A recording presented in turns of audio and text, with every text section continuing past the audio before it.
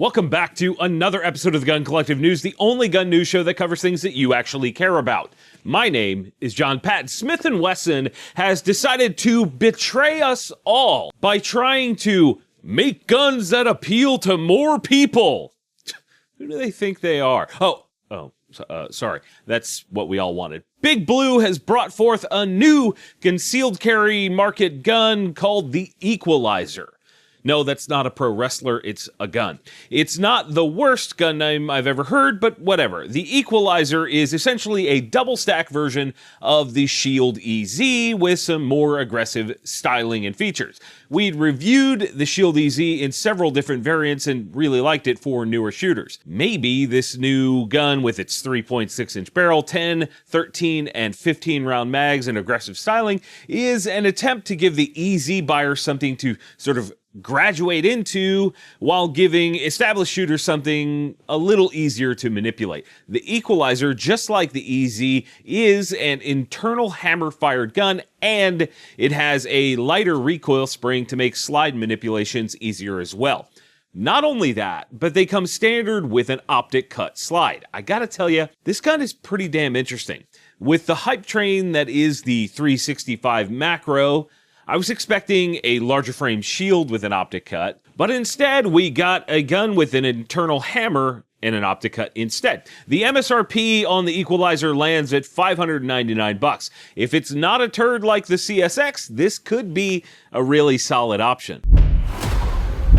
If you've ever considered using a gun to defend yourself, you also need to consider your own legal defense. Firearms Legal Protection can help. They pay 100% of your criminal and civil attorney's fees. It's not a reimbursement thing where you pay and then they have to pay you back and you have to chase them for money. They just cover it. They also have plans that cover lost wages, scene cleanup, and counseling after the fact. And they even have a 24/7 attorney-answered emergency hotline. They'll go to bat for you in a red flag case as well. Protecting yourself is more than just buying a gun and knowing how to use it. Get complete protection with Firearms Legal Protection. You can also get yourself a big old discount when you use our link or the link in the description to head over to firearmslegal.com/TGC.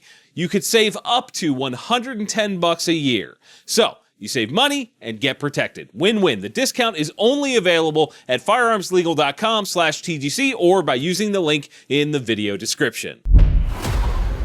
SIG Sauer is back in the news, and no, it is not a new version of the 320 this week. It's a couple new versions of their ARs. First is the SDI X Series, and they don't say what SDI stands for, so I don't know, Special Direct Impingement. That might actually be correct.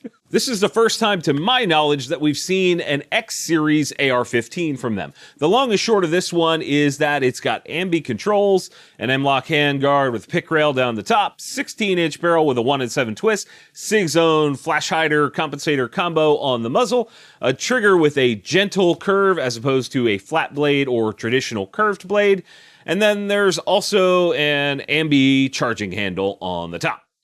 It seems like a solid rifle, but nothing crazy. The other new one is a 2.0 version of the M400 Tread Predator.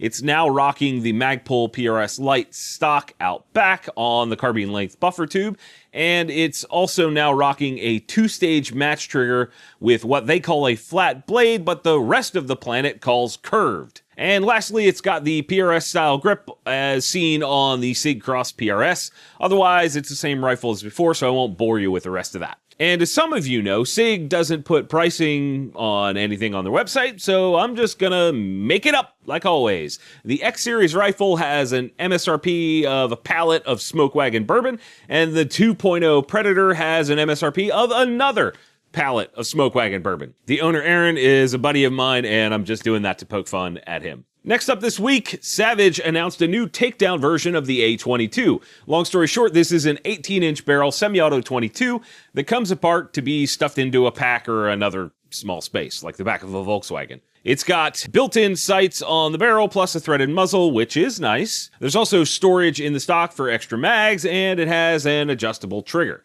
It looks like the stock is sort of an attempt to copy the Magpul backpacker that's made for the 1022. In the description on the website for this thing, It says, no other rimfire brings this level of flexibility. And I feel like Savage might be drunk and forgot about the 8 million versions of the 1022 out there. MSRP on this A22 takedown lands at $479. For reference, the similarly set up 1022 takedown has an MSRP of $659. So if this works well, it's solid value by comparison. Do you guys hear that? It sounds like a bunch of barrels spooling up. Must be time for rapid fire news. 7mm PRC offerings are expanding with guns from Christensen Arms. Long story short, they'll be rolling this into any platform where it'll fit in the beginning of the next year. Hornady has a new wall organizer system called Squarelok, and it has all kinds of available accessories, from gun storage to tool storage and ammo and drawers and baskets and this and that. Pricing per panel starts at $67 with no accessories, and there are way too many of those to show you all the prices. There's a bunch. Hornady also is now offering subsonic 7.62x39 ammo. They're using their Sub-X or subsonic expanding bullet, which weighs in at 255 grains. The jury is still out on whether or not this will run across the board on AKs, because there is a crazy amount of variations between the different models, but this could be an interesting play sort of against 300 Blackout. Also new this week, there are a couple cans from AAC. For those that are keeping score, AAC was run into the ground like a kamikaze pilot by Remington, and after that shit the bed, AAC was bought up by JJE Capital Holdings, aka the parent company of Palmetto State Armory. The new Ranger 5 and Ranger 7 are fairly straightforward. The 5 is the 5.56 model, and the 7 is the 30 cal version. Both offer removable end caps and industry standard rear threads to accept not only current mounts, but also some of AAC's legacy mounting solutions using adapters. The 5.56 version is actually a 6mm bore, so it can be used on SBRs and have less chance of a baffle or end cap strike. Pricing on both of these starts at $900. I'm really curious to see how these cans from one of the OGs of the suppressor industry holds up versus the sort of newest whiz-bang stuff.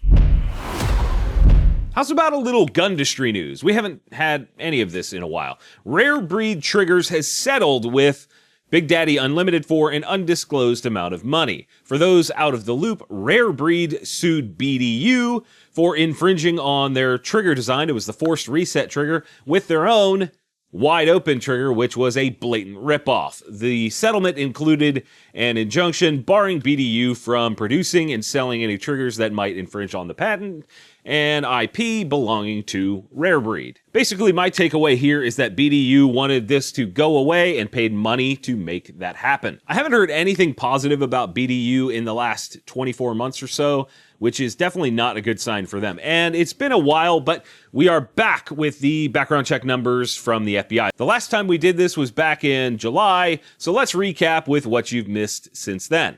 For anyone new here, these numbers are reported by the FBI as background check numbers for firearms and are not a direct comparison to firearms sold, but rather a trend indicator.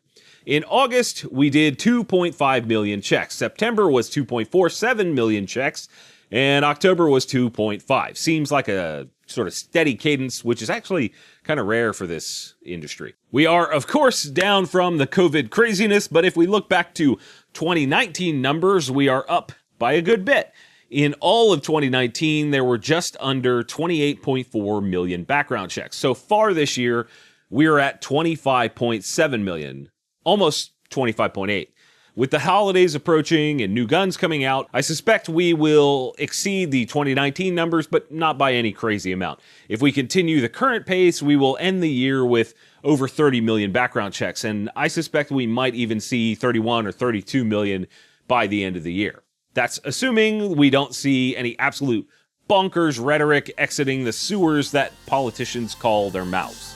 Speaking of sewer talk, how about a caliber debate? Joel from Precision Rifle Network did a rundown of the best long-range calibers for bolt guns, AR10s and AR15s, right here on TGC, so go watch that video right now.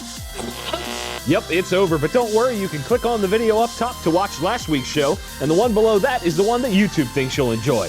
Check them out and let me know what you think.